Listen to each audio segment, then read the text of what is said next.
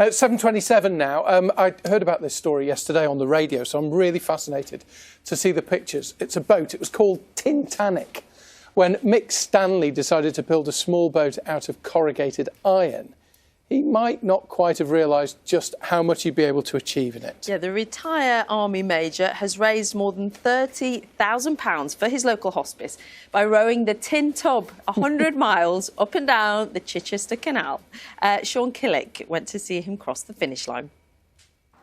Preparation for the final push. Retired Army Major Mick Stanley's manoeuvred his homemade tin tub along the Chichester Canal every Wednesday and Saturday for 3 months. Today he was completing his 105-mile voyage. Quite happy to stop now with the weather getting a bit cold.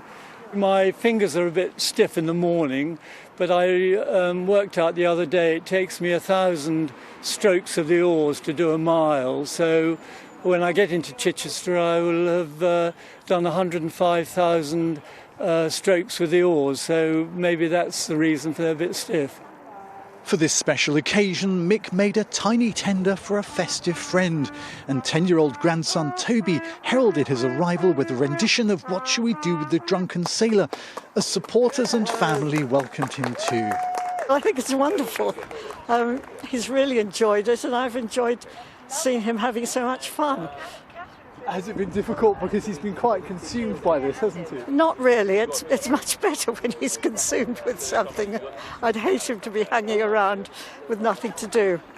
I think he's shown a great British spirit and determination, and while there's adversity, let's do something about it. So I think his general attitude, let's get out and do it and raise some money and make this boat, I think has just been fantastic.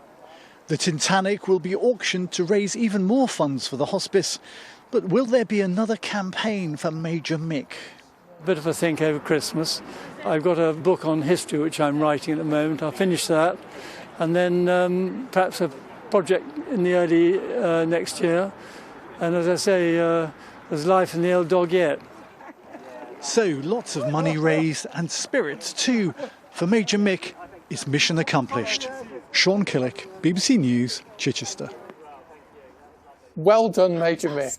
That's fantastic, isn't it? Yeah, it really is. And what a great boat. I mean, he's obviously quite talented to be able to build it and make it float. Well, and also really strong. Thousands and thousands of strokes per mile. Fantastic. Well done.